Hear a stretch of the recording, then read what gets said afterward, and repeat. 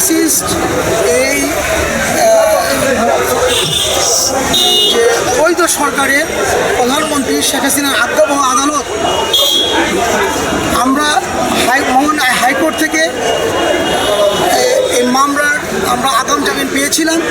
যে মামলাগুলো হয়েছিল 7ই জানুয়ারি নির্বাচনের পূর্বে যে আন্দোলন সংগ্রাম আমরা করেছিলাম আমাদের দেশের তাইকরণের ডাকে, সেই আন্দোলন সংগ্রাম করতে গিয়ে আমরা অনেক মামলা হামলার শিকার হয়েছি।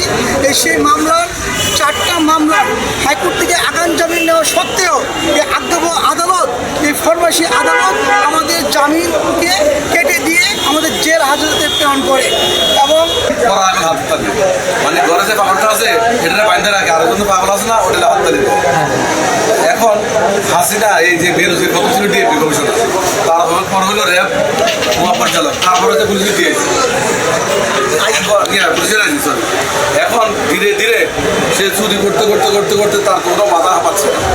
ডিএমপি থেকে র্যাব থেকে শুরু করে সেটা একদিনে শুরু করে নেয়, আর একদিনের অবস্থানে আসে না। একটা মাথা করে এতটুকু যে সম্পদের মালিক হয়েছে একটা কাজ করে সে এটা পায় না, এগুলো সে অবৈধ কাজ করে অবৈধ কাজের সাপোর্ট করে সেই অর্জন করেছে। এটা তো তার বেতন থেকে আসে নাই, আমরা ব্যবসা প্রতিষ্ঠান নাই, ব্যবসা থেকে সে আসছে। এগুলো তার অবৈধ আয়ের উৎস।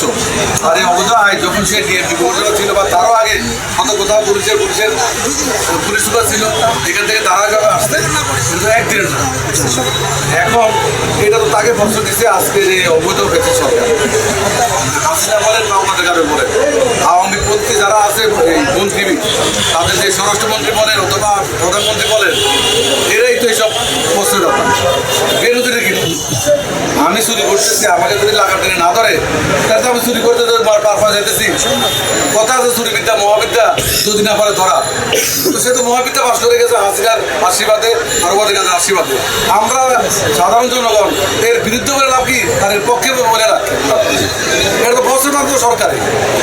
এখন এই যে আমাদের এখন নেতা কর্মী সবাই মামলা খাচ্ছে, তারা যখন চিকিৎসার জন্য দেশের বাইরে যায় এরপরে তাদেরকে আটকায় দেয় যে না আপনার নাম মামলা আছে, আপনি যেতে পারবেন না।